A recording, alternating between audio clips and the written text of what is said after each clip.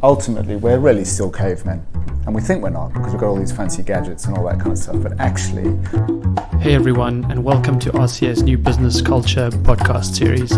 My name is Rob Arnold, founder of RCA. This podcast is all about learning from those in business who have shaped world-class business cultures, how they did it, and what they faced along the way in building these great cultures. We look forward to sharing their insights, tips, and tricks with you.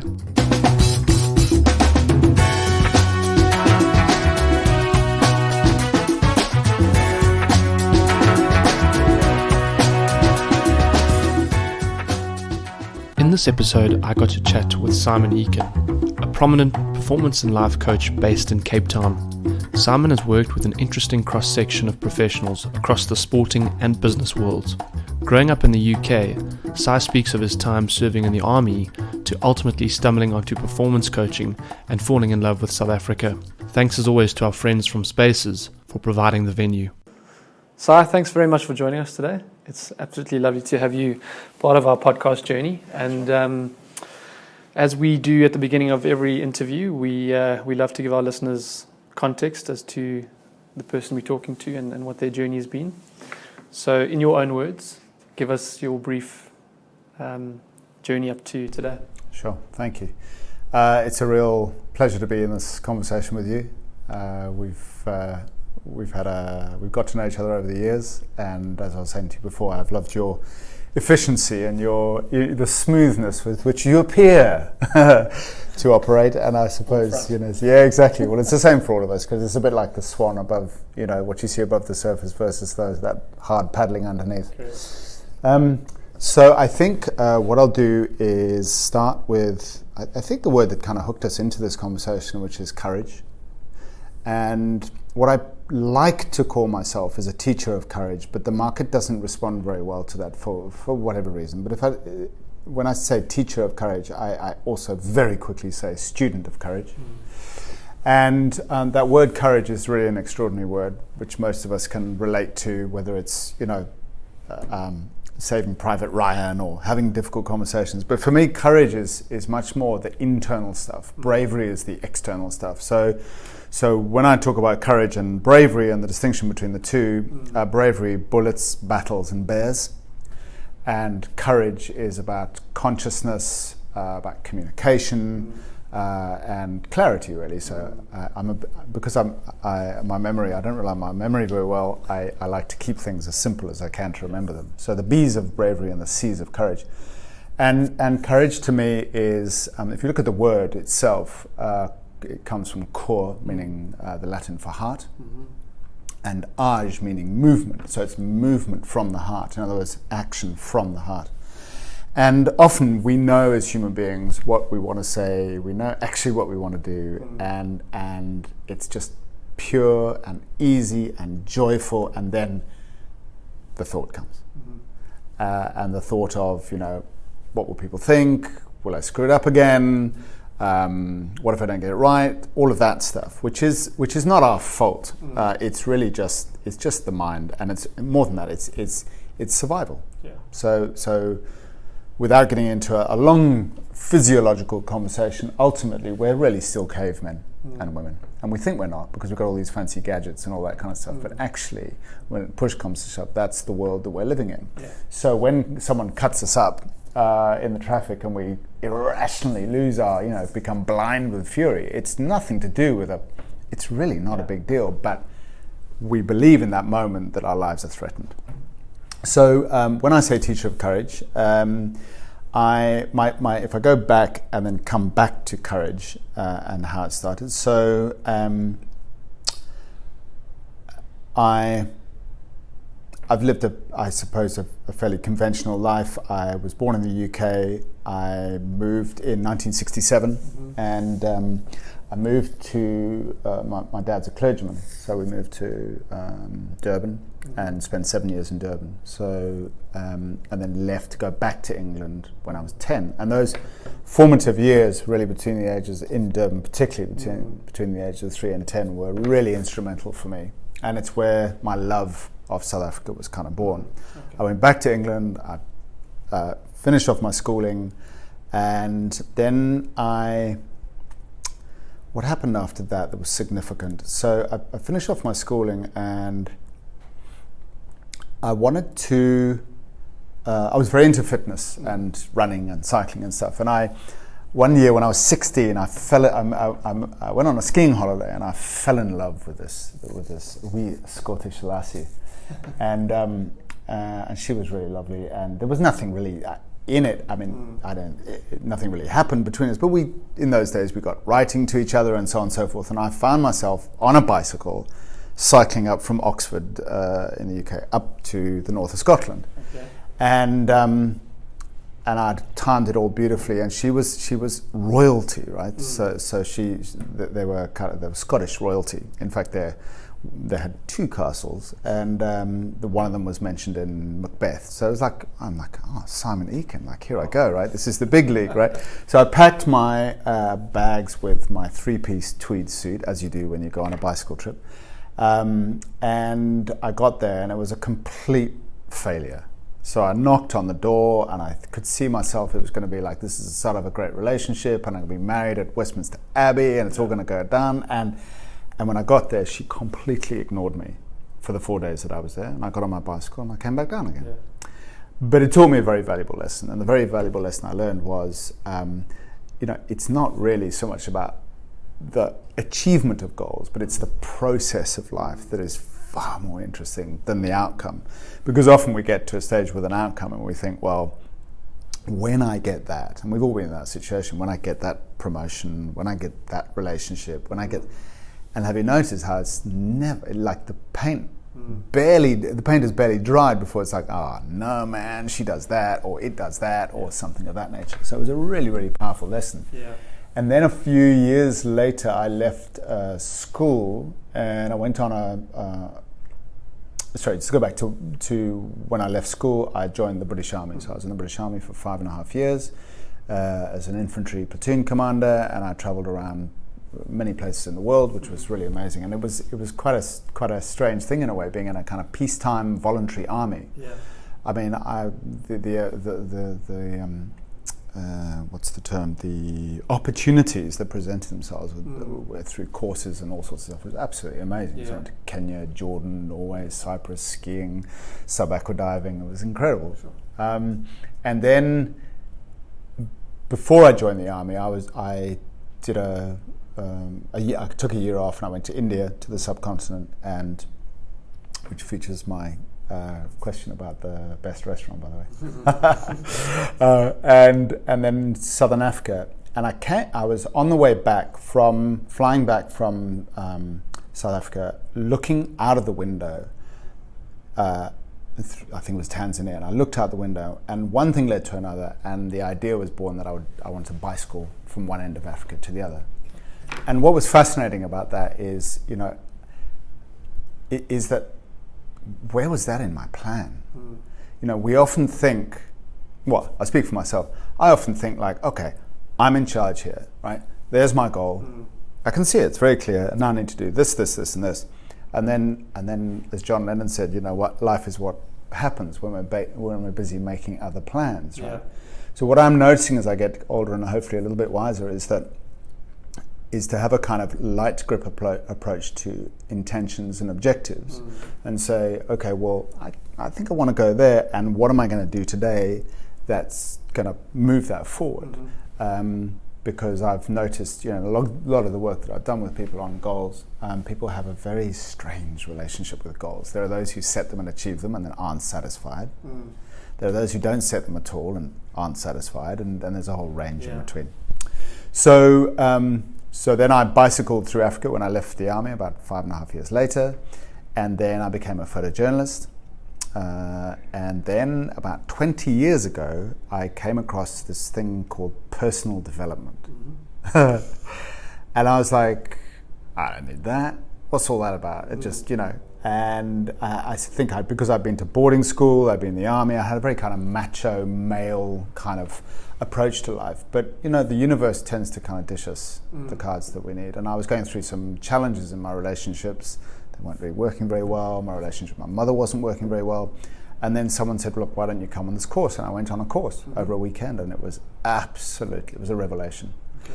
And really it was just what I now term to be simple, usual, normal things, which I take for granted. It's kind of become the new norm for me. But things like, and I think the world is changing more and more as we become more aware and more conscientized, is that words like responsibility, communication, feeling, emotion. I mean, those words were completely alien to me. I thought you just, if you had a problem, you just suppressed it. You definitely didn't talk about it. And if you went to see a psychologist, you were really screwed. But actually, the reality is that being human is it's not for the faint-hearted. So we're processing that sort of stuff all the time, and that's what I do now. So I call myself a teacher of courage, but the market says that seems to respond with calling myself a life coach, a speaker, and a trainer. So it's a fascinating journey from where you started to where you are now, and it's also another indication, I suppose, of the fact that we don't often choose our path, but we learn from what happens to us, and we realize, I suppose, in that process what we meant to do. That's not to say, I guess, that everyone knows it that clearly or finds it that quickly along the way. But what I'm fascinated to explore a bit further is, I think, the journey of personal development, for if you're the person who's wanting to be developed, or if you're the person who is offering that as a as a support base, or if you're the person helping people along.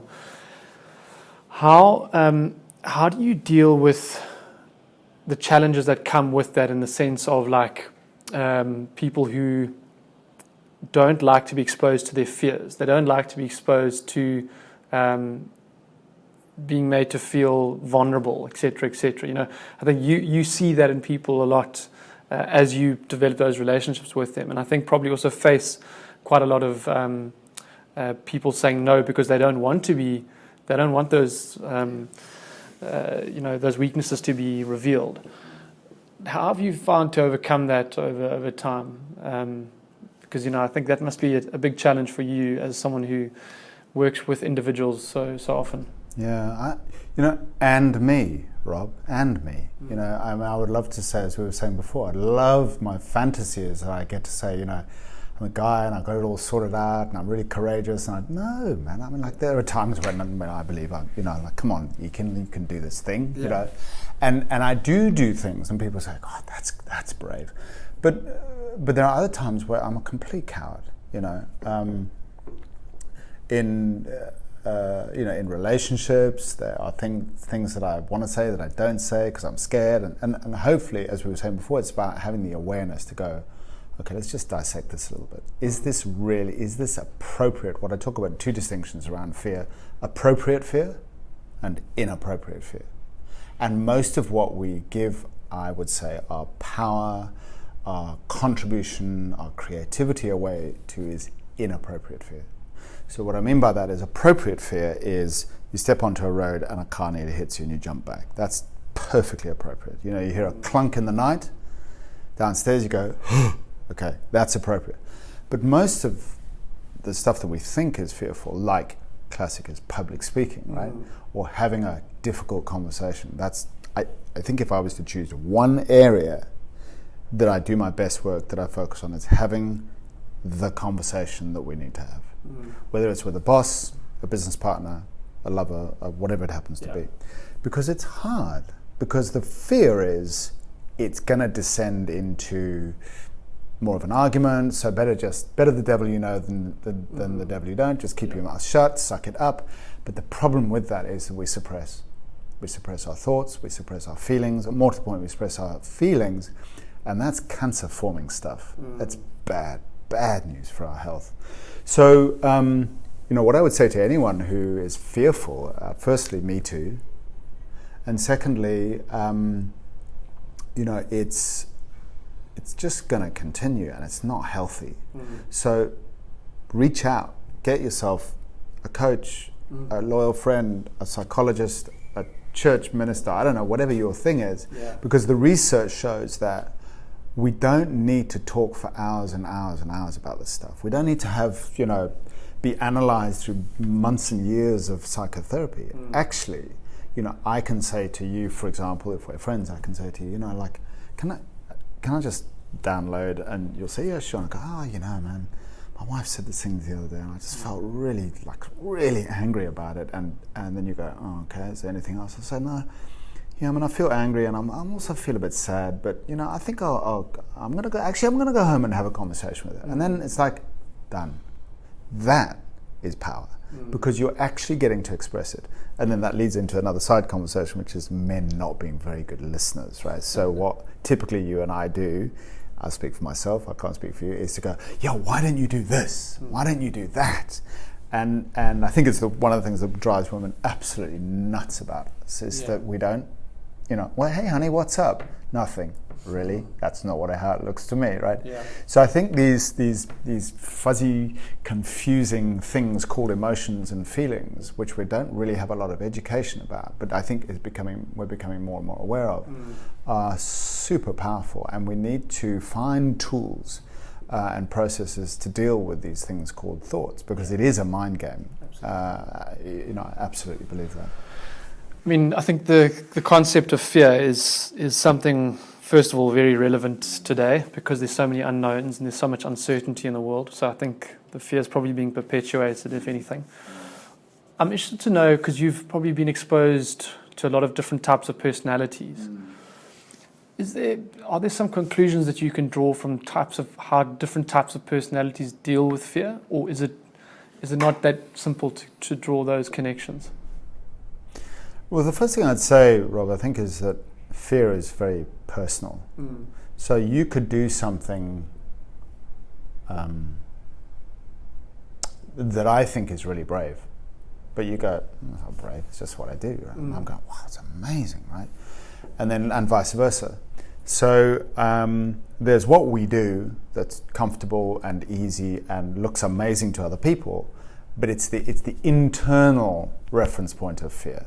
So, it's ironic that there are people who can happily speak very comfortably and confidently to an audience of 10,000, but they almost find it impossible to have a conversation with their loved one or their 5-year-old son about their relationship. So it's easy to, so we have to watch out that we don't get wowed by people, because we got to compare apples with apples. And it's often what we do, of course, is we compare our inside with other people's outside. And so you and I were talking before also about, authenticity, and, all it takes is for us in our insecure selves in those moments to see someone driving a Porsche and they've got those white teeth and they're all looking really cool. But what we don't see is what's going on in the recesses of their mind and their bodies and their relationships and their houses, right? Because you and I both know as human beings, there's a lot going on for all of us, and it ain't always pretty, right? Yeah, but I think often, the more glossy the facade, the more broken the home or the recesses are, as you mentioned. So it kind of gets covered up, doesn't it? Like painted over. Yeah, and people have become brilliant especially with social media these days, at painting a wonderful picture, which is very far from the truth, unfortunately. But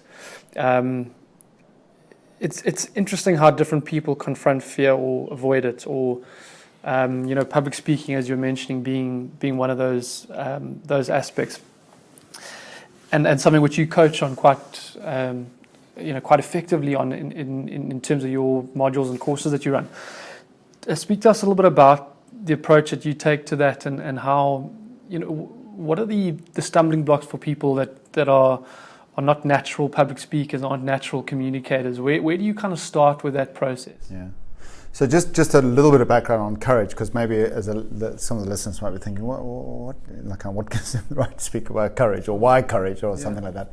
So my kind of aha moment came about 20 years ago when I was on a bus in London. I was in the process of coming back to South Africa.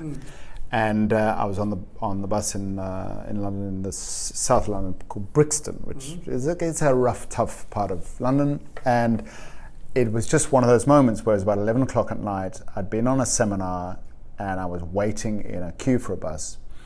And the bus pulled up, and there was lots of Friday night revelry going on. It was like, that's the time of the week, right? And there was lots of chat in the queue. I was on my own. We filed into the bus and sat down, and every single person, including myself, went completely silent. And I it was so loud in its silence. And it got me thinking. I thought, what just happened? Why have we all gone quiet? Like, that's so weird. Even people who knew each other stopped speaking, you know. And that's when I just had this, like, aha moment. It's like, it's fear. It's a fear of being too loud, too northern, too southern, too black, but it's too the white, same as too getting young. into a lift, isn't it? Absolutely. Absolutely. I mean, people will be talking all of a sudden. Yeah. And the crazy thing, there's a beautiful example of the lift, which we can all relate to. But the thing about it, the lift is that we either do nothing, which is what most of us do, and we look up at the ceiling. Or our phones. Second. Or at our phones, yeah. Phones are very convenient for that. And you should test this out, right? If you don't, and the listeners as well. Next time, and every time you go into a lift, walk in the lift and just say good morning and see what happens. Because what happens, guaranteed almost, is that you'll get, unless the person's having a really bad day, and it's never anything to do with us anyway, right? Yeah. But you'll get like what's called mirrored reciprocation. So why do we have that experience? We go into a lift because we're like that, so they're like that. They're like that, so we're like that, right? Correct. So if you go in, the moment you go and do something else, there's a follow-up to it. We mirror each other. So if you go in like enthusiastic and laughing, and people just respond, it's the most amazing thing. I heard this brilliant thing a speaker once said. He said he got into a lift, and it was the typical thing, as we've just discussed, everyone's quiet, whatnot. And he just said all of a sudden, right, thanks everyone for joining the meeting. And we let's start on the number one on the agenda. And everyone looked at him like, is this guy crazy? And by the time that everyone got out, everyone was laughing and having a, you know what I mean? It's just completely breaking I think that. Absolutely. And humor, oh my word, humor is so powerful, isn't it? There was I remember hearing, just as a slight aside, I'll get back to the bus just now, but there was a global survey, a Gallup survey done on global leadership of blue chip institutions, and they said what were the most important traits of leaders. Number 2 of CEOs. Number 2 was the ability to build resonance and connection with people. Number 1 was the appropriate use of humor. For me, what I find, Mandela was a classic example of that, right? So for me, humor, appropriate use of humor. You don't want to tell appalling jokes at a funeral, right? But appropriate use of humor is a very, very high level of emotional intelligence, in my view, because we can all be grumpy when things are falling out of the sky around us, right? Can we have a wry sense of humor when things aren't? And that's really powerful. So humor in adversity, I think, is very powerful. I think talking about fear, it's a great way to overcome environments that lend themselves to fear. So it's a great way of breaking those barriers down, I think. I mean, it's interesting as we both do a bit of speaking in front of people. Those first 30 seconds, that first minute, is critical in how the dynamic and the rapport in the room either get created or don't get created. So, there's many different tactics of how you do it, but that's certainly one of them that's very effective. Yeah, and I think what I've discovered is, when it comes to communication, stories are the holy grail. Relevant, personal stories, case studies. Because the beauty of a story is that I could, for example, say to you, okay, Rob, so if you're having difficulties with public speaking, you need to do this, this, and this. First of all, breathe well, do this, study up, recite. Now, all that stuff helps, right? Yeah. But you throw in a story. So if I said to you, right now, so tell me about your dad, and what was the most important lesson that you remember learning from your dad? Yeah. Like rather like we're doing here, you'll go and you'll tell us the most amazing story with no preparation whatsoever. So I think a lot of the nerves and stuff that happens with us, the fear is that we think we've got to be a certain way. We go up into the head instead of down into the heart and the gut. So this is what I learned on that bus ride. So I get in the bus and it's all gone quiet, and then I have this idea, and the idea that pops into my mind is, we'll make a speech, right? And I remember thinking, well, now that would be cool, right? That would be a story I'd get to tell my grandchildren or something like that, or my mates, And then, bang, what's the next thought I have? No way. Don't do it. you'll embarrass yourself, it'll be ridiculous, people will laugh at you, you might get punched, like all this irrational stuff, right? Yeah.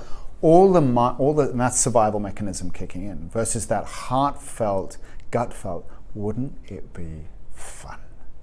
So you can imagine I had this enormous wrangle between what I now see to be the heart and the head. To just jump in there, I think it's such an important point that you just mentioned, and it's this whole negativity bias condition that I think we as humans are primed, or we are almost wired in that way, is to, we are primed and we are wired to protect ourselves first before we put ourselves out to be vulnerable. Absolutely. And it's, from a personal development point of view, I think it's something which, when you do start getting out of that comfort zone, when you do start putting yourself out there and you don't just get the people trying to pull you down, but you start getting the recognition for it, it's a very motivating and a very strong catalyst for personal development. So it's an interesting thing, because to make that step is huge. To put yourself out there is massive. Yeah. Negativity bias. It's Daniel Kahneman, I think his name is. He's the kind of godfather of I forget, it escapes me now, but I'm just going to say this because the listeners might want to just make a note of this, and yourself as well. It was one of the most profound talks. It was a transcript of a talk by a guy called Peter Kaufman, Kauffman, and it was called a multi-dimensional approach to thinking. Doesn't sound like a particularly, But he talks about, one of the things he talks about is that bias that we have. So he gives an example of the lift, actually, and he talks about reading Bono's book, and Bono basically, in his opinion, kind of nailed it, because he recognized that for most people it's a 2% 98% ratio. So what that means is that when the chances of anything really bad happening, or even remotely bad, are about 2%. If we speak in a lift or we speak on a bus. But in our minds, we think there's a 98% chance of that negative thing happening. But in reality, it's the other way around. And it's interesting that, because, we're all guilty of this, is that we are very self-critical. The way that we perceive ourselves and the way that perhaps someone in a third-party case perceives us. We are always, typically speaking, a lot more critical of ourselves than someone else will be. We do get that small percentage of individual who sees themselves as the greatest gift to earth since sliced bread, but that's a very small percentage of people. Absolutely. And it's also really important. I said to you, and you gave a classic, like exactly as I do. I said I was complimenting you on your business and your processes, and you said something like, "Oh well, gee, it's not how it always feels," or something like that, because that's the reality. I was having this very conversation with a client yesterday, and we were just saying how bad we generally are taking compliments. We're one, like in my case, there I should have just said, "Thank you very much. I appreciate the comment or the compliment." But we, again, negativity bias. We go back to, and it's so you've really got to be conscious about it. Absolutely. So. The bus. So I made the speech on the bus, and I want to tell you and the listeners, what I learned from it. So I'm almost paralyzed with fear, but I'm also completely inspired. Have you noticed how those two things always go? Like you said to someone, like, "Are you nervous?" Yes. Are you excited? Yes, as well, right? So they always go to their comfort and ease and nervousness don't go together, right? They've got it. There's a polarity which makes it so interesting. So long story short, I got on the bus.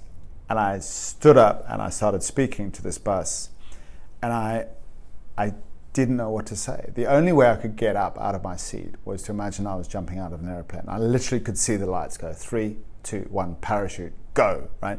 So I got up, walked to the front of the bus, turned around, and now I'm facing the audience, right? And there's the full bus as it happened. It's amazing when I look back on it, but there was a full bus, everyone was seated. So it was like a perfect audience kind of thing. And I got up and I'm just saying to myself, just start speaking. And I didn't know what to say. I didn't know how to start, but something came out, and I said, as I remember it, "Good evening, ladies and gentlemen. I've been sat in my seat. I've been wondering why we've been so quiet, and I think it's because of fear." And I'd love to just break that fear, and I'd love to do your little speech. I'm not drunk, I'm not talking about God, I'm just a guy and I haven't had anything to drink, I'm just going up the road.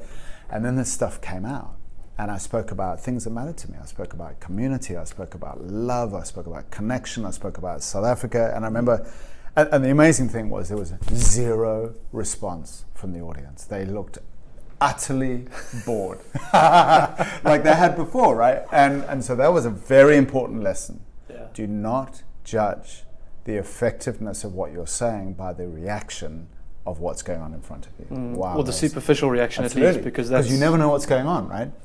Because often the people, when I talk, and you might have had this as well, people look really bored, and and they come up to you after and go, wow, that was such a great talk. You go, what did I miss there? I can give you a very tangible, specific example of a workshop I did quite a few years ago, and it was in the formative years of what I've been doing, and it frustrated me that one guy he didn't look like he was engaged at all, and it affected the way that I was conveying or facilitating the workshop. And at one point, I decided to put him on the spot. I said, stuff this, and I'm gonna show you that you need to contribute more. And I asked him a very, very technical and very specific question about something which was discussed quite a while before that. And to my amazement, this guy answered it perfectly. He could not have given a more succinct, more on-point answer. And it left me bowled over. I couldn't believe it. And what the lesson was is that, as you've just said, different people listen in different ways. Some people are very passive listeners, but it's resonating. So, very much to your point. Yeah. And I love the way I could pick up what you were saying as well, like, because we're human, right? And we get to this like F it. I'm gonna pull back the trigger, and I'm gonna put this guy on the spot, and I'm gonna make him suffer for not doing what I think he should do. And then bang, right? Isn't it interesting? But it's also a maturity thing. Like now I look back at that and I think, that was just a silly reaction. But I've also heard Malcolm Gladwell talk on the topic about someone asked him, in your audiences when you're talking to people, is every single person sitting there looking at you as if you're the next, whatever? And he says, no, there are always people that look disinterested. But my focus isn't on them. It's on the person next to them who is truly inspired, and I can see I'm making a difference to. So it doesn't matter who you are. I think there are people there that are not going to look like they're really interested. And I think that's important for anyone overcoming that fear of public speaking or just communicating in a public forum. Not everyone is going to look like they are hanging on every word. Absolutely. Now, I must say, with the courses that I run, so I took that experience on the bus. I wrote a book about it. It's called The Art of Courage, and then I analysed it and looked at it and so on and so forth. And then I put a program together, and the program is called Powerful Communication, or Speak Up, right? Because we can all identify we need to speak up sometimes, wherever that happens to be. And what I've noticed, fascinatingly, is that the people who are the most memorable to me are two categories. One, and most surprising, you never predicted. One is introverts, and two is women. Which is really interesting to me, because there's just there's an ease it's almost like they've been holding this story and this stuff within them, and they've given permission to speak, and they're comfortable and they're safe and they're loved and they're surrounded by people who are on the same journey, and they are absolute. One particular woman comes to mind. The most quiet, shy, like you wouldn't say boo to a goose. And I remember her story to this day. It was just absolutely astounding. Well, the old saying, you can't talk and listen at the same time. So those people are invariably analytical and have taken in, collected a lot of dots, and therefore able to connect the dots. And then, of course, introverts have that challenge, don't they? They, and I've heard this from introverts themselves, is that they hold on to stuff and they don't speak up. And then people like me, are happy to speak up. My challenge is to be quiet more in life, because it's really good to be quiet, to observe and so on and so forth. But my natural way is to And I think it's also just a little aside. I think it's also a function of being I'm a middle child, middle one of 3 boys, and there's a thing called birth order theory. I don't know if you've heard it. So generally speaking, elder children are like that. Generally speaking, middle are like that. And what are you, by the way? Are you? I'm the eldest. Eldest. Okay. I think I exemplify quite a few of the typical eldest traits. Funny. But responsible, like organised, in control. Want everything. Yeah, there you go. Interesting. Hey? And you can see the traits. So for me as a middle child, I think middle child syndrome is like, I'm not noticed, you better notice me, right? Yeah. Which is great, but it can become quite exhausting because luckily I think I'm getting there in my more mature years, but a lot of my life has been quite exhausting. Like, notice me, I've got to tell a funny story, I've got to be the center of attention, and that's actually, it doesn't work, Yeah, it's an interesting, I think, depending on our individual journeys and where that all fits in, it's interesting to see how people's behavior changes with maturity and where they become more comfortable to not be the center of attention. There's a lot of talk at the moment about,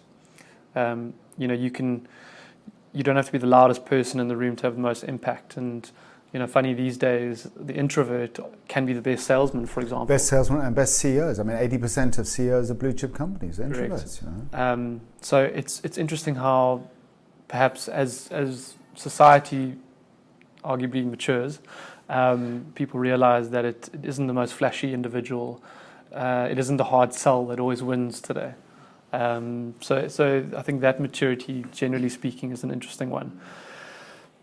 Dealing a lot in psychology, and I think as that plays such an important role in, I guess, our sense of fulfillment and also progression in jobs and careers and things like that.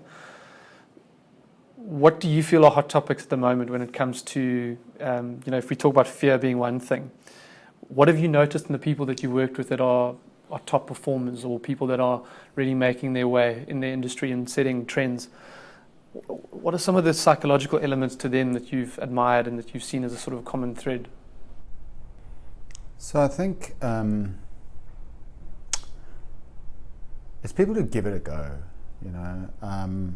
There's a line in the movie Shrek that is also, you will have heard it probably in your circles, when a young child, very young baby, projectile vomits, down the back of, that beautiful, yours or your wife's suit, and you're just about to go off to, and the phrase is better out than in, and that's kind of become, almost feels like my motto or something for this year: better out than in. When we get it out and we share our feelings and we share what's going on, it's really healthy. Yeah. So the people that I work with are the ones, that comes back to courage, I suppose, the ones that are willing to take a risk.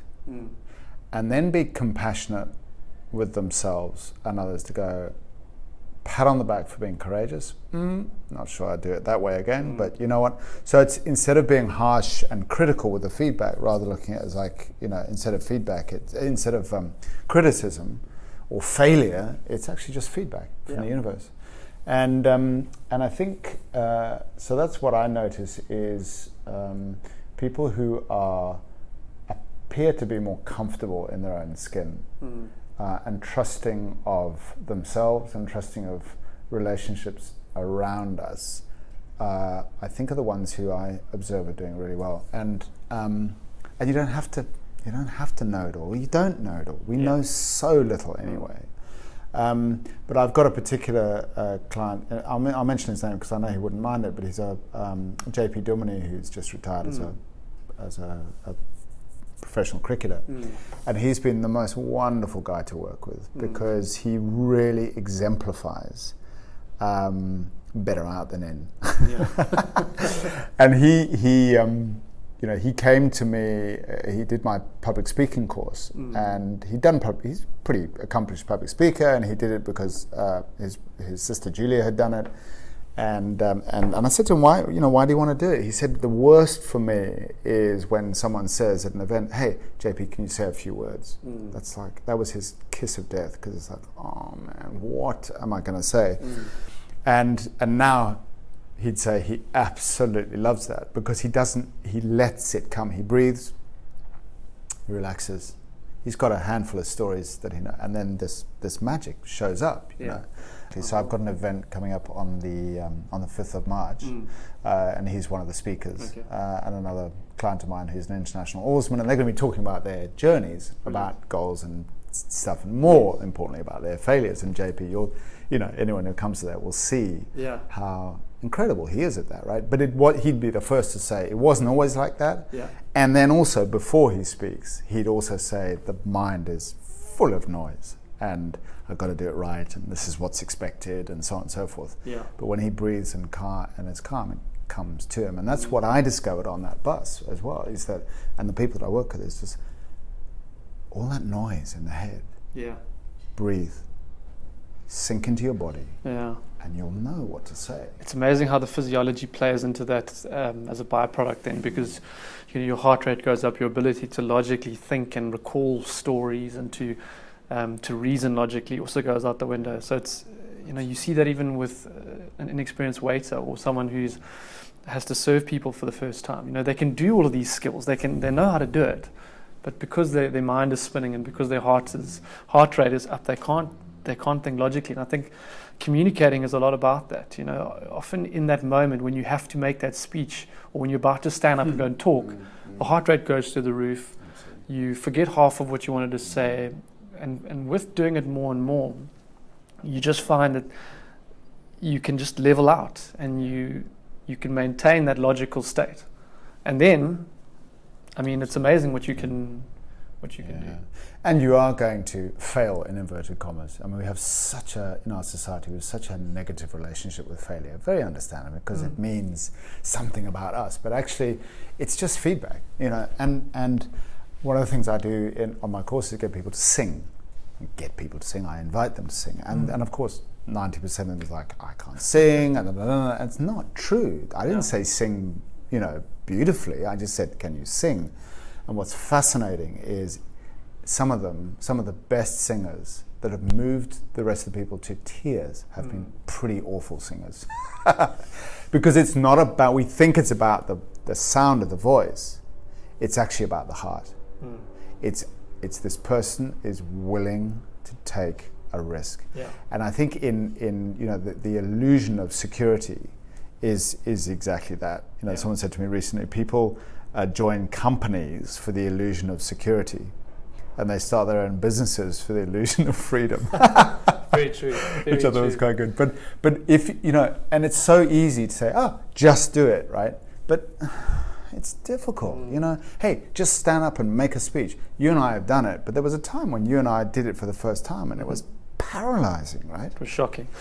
That's the story there, right? But what is fascinating to draw out of that as a conclusion is the game changers out there, and I think it's a bit of a cliche by now, but the game changers are failing often. They're failing fast, but their learning process from there is rapid. And it's interesting, the previous guest that I had on, Mark Forsey, he started a tech company, and he was talking about, rather launch, learn, and iterate, than trying to make perfection up front and then try and release. And it's the same concept. I think if you've got to take your MVP, you've got to take your minimal viable product to market and test it in the market. You've just got to get up and do it. The market will tell you, right? Exactly. And it will also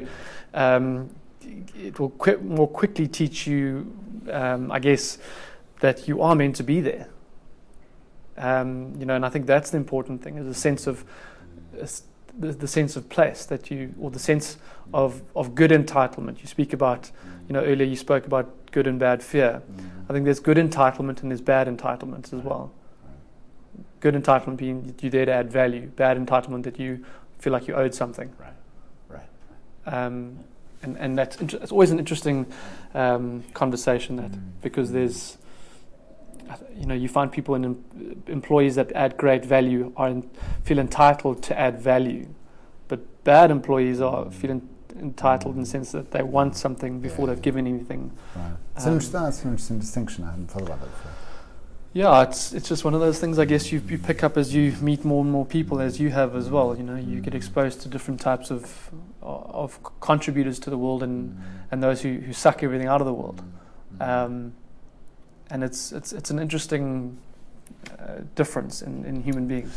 Yeah, and with the challenges that we're going through in South Africa around the economy and stuff, I when people say to me, "How's your business?" "Oh, the economy's bad," and "Are you okay? Is everything all right?" It's like, honestly, and I don't say this because I'm a Pollyanna or because I'm some sort of bullshitty kind of positive guy, but my business is only ever as good as the attitude that I have and the amount of times I pick up the phone. It really is that simple for me. There are people in this country right now making money hand over fist. 100%. So this, we buy into this story, and I mean, I remember I have a client who's at Investec, and I remember it was in the lift, and I was going up, and there's an elderly chap in the lift, and I said to him, it was a couple of years ago, and I said, "So, how are you doing?" "Hi, morning, how are you doing?" He said, "We'll see." That's a very strange answer. What do you mean by that? And he said, well, whoever the Minister of Finance at the time was going to be making a speech. So he was pinning his happiness on whether it was a good speech or a bad speech. And surely that's no way to live, right? Interesting. And that's a very, very interesting topic, that as well, in the sense that, and tell me what you, in terms of your experiences, take from this, but those that seem to make the biggest strides the quickest are those that focus on and know exactly what they can control, and they focus on that, and they leave what they cannot control to whoever else will do that. Yeah. Oh, and thank you for that, because it's such a hot thing for me at the moment in my own life and in the work that I do with my clients, is that we can only control the controllables. We can only control our moods, our thoughts, what we do, but disproportionately as human beings, we spend so much time worrying about things that are beyond our control, trying to do things that are beyond our control, and the beauty of the beauty of that approach is that you build confidence, you build good energy, you build opportunity, because the rest of it is actually a mirage. It's a complete illusion, right? So that's very often what we do, and I think Stephen Covey did that distinction in what was it called, The 7 Habits of Highly Effective People. So widen the circle of influence and decrease the circle of concern. Very, very important. Yeah, I guess at the end of the day, it's a lot about incremental progress, and I think the way to make that happen is to make sure that you build upon what you've already done and control what you can control. But if you allow the uncontrollables to impact that progress, or that psychological state of progression, feeling of progression, you're always going to be pushed back all the time. Like at the moment, if you follow News 24, or if you follow, these channels which just focus on the negative, and they're not the only one, but you're going to be constantly being pegged back because of that negative stimulus. Yeah. So if you actually allow only in what fuels you in a positive sense, there's a far different state of progression. Yeah. Out of interest, how do you? Because it's a challenge for me. I'd like to be better informed than I am, to be honest. I mean, I guess I'm reasonably informed. But the reason I'm not as well informed as I feel I want to be is because it's firstly time consuming to scroll the news and all that sort of stuff. But it's just really depressing, right? Because guess what? Good news isn't particularly interesting. Bad news sells. I mean, I don't know how you encounter that. Yeah, it's about being very selective about who you choose to follow, and making sure that you're not exposed to the threads and the feeds that do sort of keep giving all of the negative stuff in a recurring, regurgitated manner. Because what I always say is, we know this stuff. Yeah. Everyone's just reposting what we already know. So it's not like it's revelatory. It's just what we already know. But the progressive stuff is often stuff that you don't know about. Absolutely. We have no idea how many incremental wins there are going on every day in this country, because we don't look for them. Yeah. I'm speaking generally, but there are an amazing number of incremental wins going on there. Yeah. And it's in our physiology and our nature that this is why we, as human beings, you and I already today, I speak for myself, I live a life of unspeakable privilege. From my children, the health, everything. And yet, what's far more automatic and far more prevalent is, I should have done that, the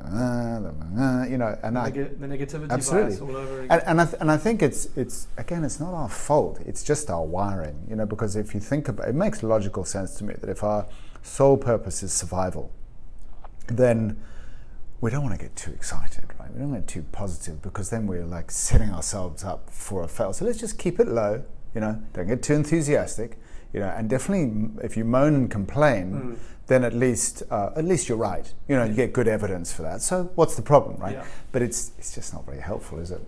Correct, 100% right. It's a safer place to be, which sounds ridiculous, but that negative space is a safer place to be. The problem with that is it kills any form of innovation. It prevents you from being a problem solver in your business, which is where true value comes. In terms of your contribution to your industry or your company. Yeah. And that's where there's a huge deficit at the moment, I think. Yeah. And it's it's how we are is our greatest asset. I mean, you as I look at you across the table now, you are that's you. You have as far as you exist now. There's a business and so on and so forth. But what I think we underplay is ourselves. That we are the brand of who we are, and how we carry ourselves out. People are watching us all the time, even when we think they're not. Right? So if we're buying into negative biases and so on and so forth, we're being watched, and we forget that this is who we are, and that just in who we are we can make a difference. So I'll give you an example. So it's a very funny example, but a few months ago I was driving out of Cape Town, but slow moving traffic around jogging pace, and I looked to my left and I looked again and looked again, and I saw a naked man walking along the side of the freeway, right? Completely naked, except for what looked like a brand new pair of Adidas royal blue training shoes with 3 stripes. Now it was kind of, look again, odd. But I didn't know why I couldn't work out why it was so odd, beyond there being a naked man. Right? Yeah. So I drove past, and then I thought, and I looked back, and then suddenly I got it. And what I realized was, so I didn't know, was he a nudist? Was he on day release from Falkenberg? I don't know what was going on. But what was really disarming to me was how he was carrying himself. He was just confident. He was walking in a way that was just completely normal, and I noticed this convergence of the 2 hemispheres of my brain, right? Because the rational brain going, he's naked, that's really odd, and the right brain, my rational part of the brain, was going, there's nothing odd about him because he's being confident. Does that make sense? It's amazing. I mean, I'm trying to picture this all playing out. It's very strange. It was so disarming because he wasn't awkward or uncomfortable or weird. He was just like you and I would just be walking along the street. It was almost as if he had clothes on. Yeah. So we can. There's a saying which is that, I mean, we're called human beings, right? And I think it was Emerson who said, "Who you are being speaks so loudly, I cannot hear the words you're saying." Yeah. Right? And so our beingness, for want of a better word, is our greatest asset. People buy into us because of who we're being. And if we can be in a difficult economy, we can be like I experienced you, positive, making things happen, not over the top, but just like, hey, there's lots of opportunity. Let's go find it. What's fascinating about that story is if you go back to the fear aspect we were speaking about earlier, is that's almost the outcome of looking at fear, walking towards fear and making fear your friend, in the sense that that man or human being was exhibiting no fear in the sense that he was worrying about what other people perceived him to be. Clothes is one thing, but he was actually just being, in the sense that he could pull it off. Yeah. I mean, I don't know what was going on. Yeah. Right? I have. Then there are whole different scenarios, but the point is, it's the lesson for us, right? And I said to myself after I saw this guy, I was like, I think I should just walk around Cape Town for a week naked and just see what happens and pull that off, right? Yeah, that's another story. Ill-advised, but yes. but nonetheless, it's an interesting example of, I think, when you are, excuse the pun, comfortable in your own skin, and you don't worry so much about. And I think with public speaking, that's a huge hurdle to get over. Is when you stop worrying about what people perceive you to be and start worrying about the message gets across far more effectively. And I think that's something which only really happens. It's much easier said than done. It only happens over time and I think experiences of different audiences. Yeah, and exactly that. You see people they seem to tick every box. They're confident, they're well rehearsed, but you're not left with anything really. And then other people who don't appear, they appear to be chaotic and so on and so forth, but they tell a story and you're eating out of their hand, right? Yeah. There's a TED talk of a guy who, it's about 8 minutes and he talks about nothing. He literally talks about nothing. It's brilliant. Yeah. He starts by saying, hi, I'm going to talk to you about nothing. I'm going to look like I'm talking, but actually I'm wandering over here and I'm saying this. And I challenge you to watch it, because you watch it, you know that he's talking about nothing of any value whatsoever, and yet it is completely engrossing. Amazing.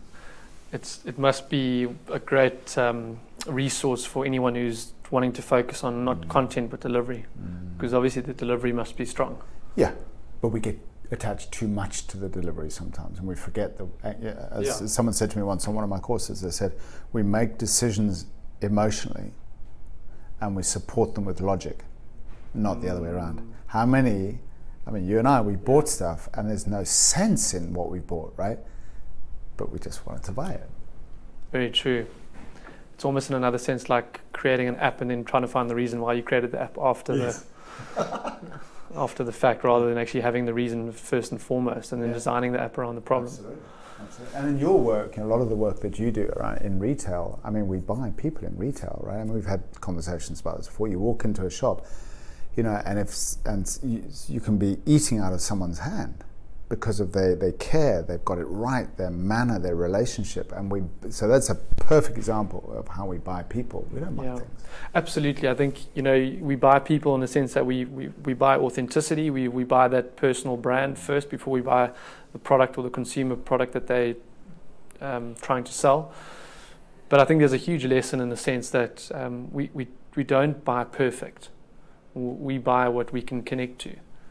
And I think what you teach and what you've, the lessons that you bestow upon your students and your clients is so important in that notion of how do you come across as being authentic. We all have fear.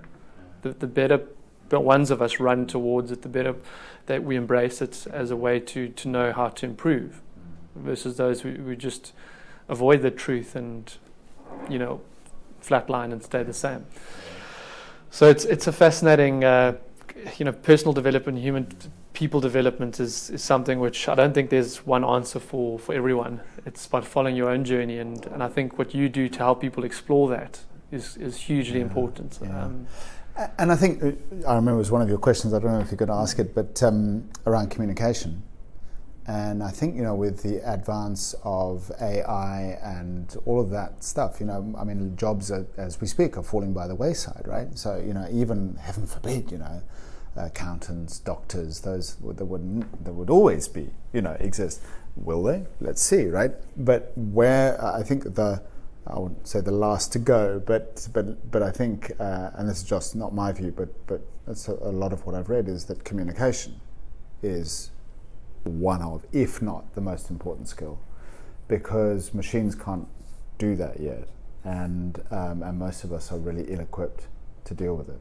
Yeah. So it's a huge market, isn't it?